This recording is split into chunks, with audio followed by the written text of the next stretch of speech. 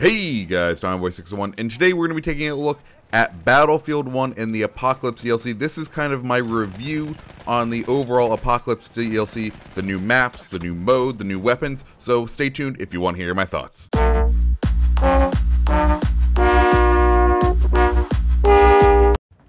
Okay guys, so with the Apocalypse DLC, this is the final DLC for Battlefield 1.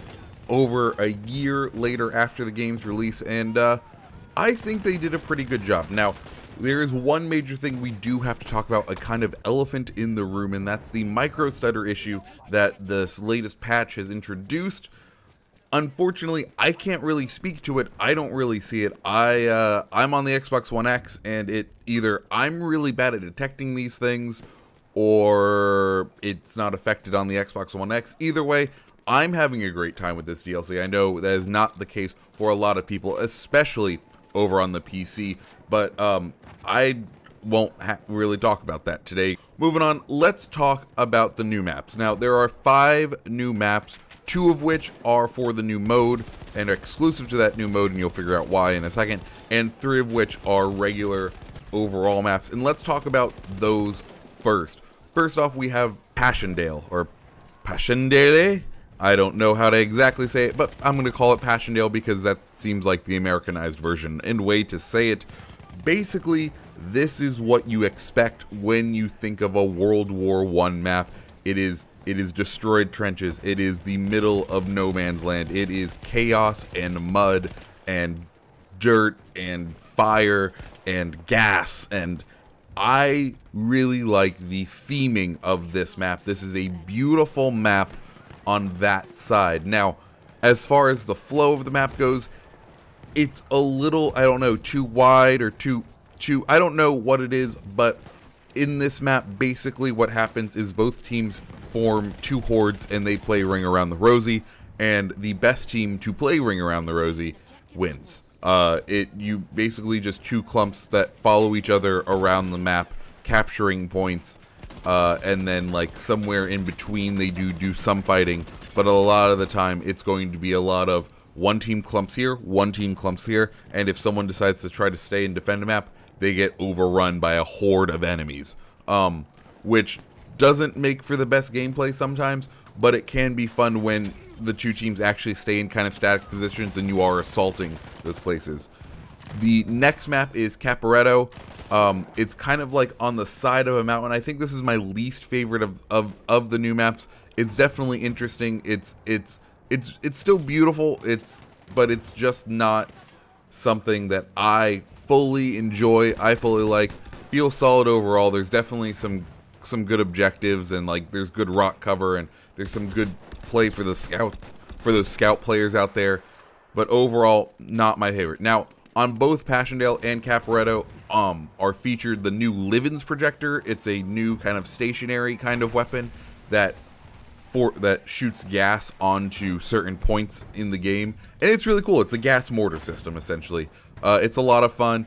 The first time I used it, I got a decent amount of kills, so it's cool. It's neat. You might want to learn where they are just to see if you can get a couple of kills with it, but overall, it's pretty much a gimmick. Now, the final major map for this DLC is the River Somme, and oh my goodness, this is the map I've been waiting for. Since they announced we were going to World War I, the one battle I know, the one thing I know about World War I is the Battle of the River Somme, and we are finally getting it as a map, and this is my favorite map in this DLC, and it is probably one of the better maps in Battlefield 1. There is some great trench warfare. The start of the map, you're in these beautiful wheat fields. The wheat provides some cover, but not enough cover. It is exactly what you want out of a World War I map, and it's pretty much what you want out of a Battlefield map. Something they did with this is they did stick to theme. The only tanks available are the land ships, which I really enjoy. It is very nice to see battle accurate tanks on a map, especially because I love the land ship. The land ship's my favorite tank, so it's the one I choose anyways, and having it be the default choice, I'm perfectly happy with. Now, the new mode that we got with this pack is Air Assault. Basically, it's air superiority. There's 2 new maps for it: Razor's Edge, basically right over the Alps, and it is just straight up dogfighting over the Alps. It's okay, it's pretty fun. The other one is London's Calling, and that one is a little more interesting because there's also some behemoths involved, but it's air assault. I think they've definitely did it better this time than they have in previous games because these maps were specifically designed for this mode, and more importantly, like on London Calling, there's cloud cover. There's actual things to try to hide behind and obfuscate the view from your enemies, and like there is some actual visual cover for you to use. And that's really important in a game because in previous Battlefield games, air superiority was pretty much, okay, everyone just crowd around the big open sky and good luck, go! So that is definitely an improvement for air assault. And finally moving on to the new weapons. The assault class is getting the Rsc Smg. This thing, it might become one of my favorite SMGs in this game.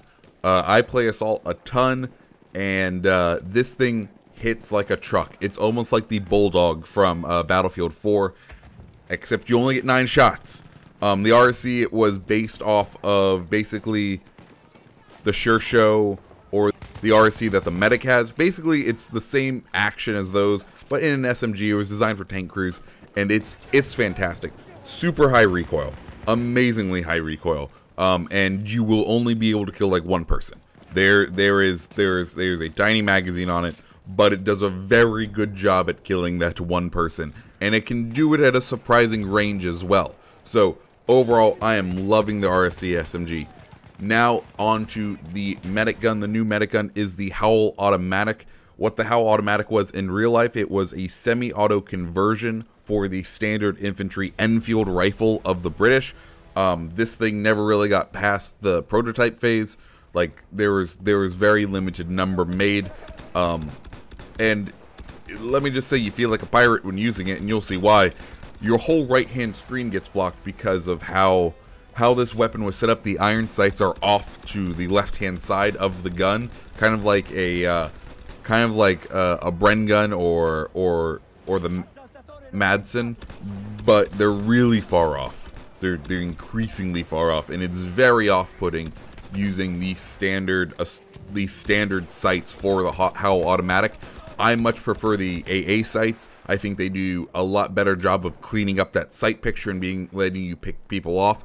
It is a 3-shot kill in close quarters, and it extends off to a 4-shot kill at range. So it is not the best, but you do get a 20-round magazine, which is pretty great for a gun like that.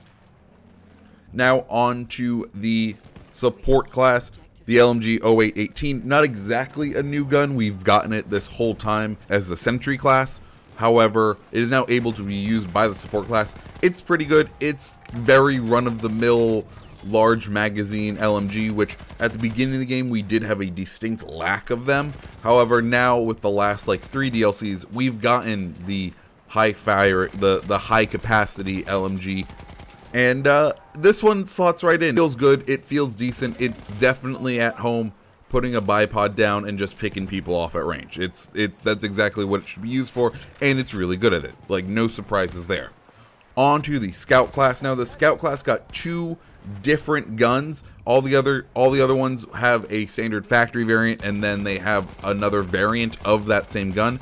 The Scout class has 2 different weapons. First, the Revolver Mark 3. It's a Canadian rifle. From what I can tell, it is essentially an SMLE with a smaller magazine. Once I get the stats in, I'll take a look at it, but it very much feels like a smaller SMLE. Same kind of sweet spot range. It's okay. It's very okay. I'm not a fan of it. When I use the SMLE, I like to use the irons, and this does not have an option for that. It is only the marksman variant that you get with the Ross Mark III. However, you do also get the M1917 Enfield, essentially an American-produced Enfield. It's okay. It's another iron sights one. If you like that, like I do, it's pretty fun. It's pretty great. I wouldn't say call it the best, but it is definitely a lot of fun. Finally, there is a new revolver in the game, the Revolver Mark Six, and it's a revolver. It's very middle of the road. I enjoy it, I like it, but like I said, those are all the weapons. One thing I do have to say is the unlock requirements this time around. Very good job, DICE, on actually making realistic ones. Basically, for all of them, you have to get 50 kills with the respective class that uses them. That's very easy, and that gets you the base variant, the factory variant of the gun. And then to unlock the next variant, you have to get 50 versions of the original of the factory variant, and then do some sort of team support thing that your class should be doing anyway. So for the Rsc Smg, it's getting 300 points of damage on a tank. It's stuff like that, stuff that you should be doing anyways. Now, the last thing I want to talk about is, of course, the patch, because this came out with a very big patch, and that changed up some guns as well. Now, the biggest one is the SMG 0818. You may remember this is that very underwhelming submachine gun from the Russian DLC. Well, it is no longer very underwhelming. They increased the fire rate. I guess they went back, did some research, and realized, oh my goodness, this thing actually fired a pretty decent ROF, and we should probably increase it, and that they did. It is now a Hellrail rival. It has a massive mag. It does fantastic damage. The only thing is there's big recoil, but that's to be expected. That's its downside, and I am really enjoying it. It just melts people. Some other things that got changed: fighter planes, the incendiary rounds now do more damage to airplanes and engines, kind of making you want to use that. Make sure you use that in the new air assault mode. It's actually pretty great. They increase the recoil on the ribby rolls, making it a little bit more difficult handling, but it's still a pretty decent. They basically want you to burst fire that weapon now, which makes sense. They buffed the Automatico just a tad, just because they've super nerfed it, and they feel like it needs a little bit of a buff in order to get it into the right place where it should be. The last thing is we do actually also have a new gadget in this DLC. This one's going to be for the assault. It is the AA rocket gun. Basically gives you a flat cannon round that you can fire out of your launcher. It's pretty useful. Though a lot of the time now, I feel like we've gotten used to how to take out aircraft if we have a pesky aircraft, and this is a little late. Like, I feel like we would have really enjoyed this at the beginning of the game, but now that we're at the end, it's like we've adapted by now. We've understood, like, oh look, we can just combine fire and take down a plane, or we can just head to the AA that are clearly marked on the map. This is definitely, I feel like, a little too late on it. So guys, overall, that is the Apocalypse DLC, and I quite enjoyed it. I love the new River Somme map. Some of the weapons are pretty great. The Rsc Smg, top tier right now for me. I am enjoying it so much, and that's really it. This is a pretty good DLC. I like that this is where we're kind of being sent off with this game. I think Battlefield 1 has had a pretty great run, and I'm very excited to see what we'll be getting this year out of Battlefield. Here's hoping we're back to modern times, or World War II, or anything. I do love Battlefield. And guys, if you made it this far into the video, thank you so much. If you liked the video, go ahead and hit that like button, hit that subscribe button. Also, follow me on Twitter, follow me on Instagram, follow me on Twitch. I'm TommyBoy601 on all of those as well, guys. I hope you have a great rest of your day. See ya.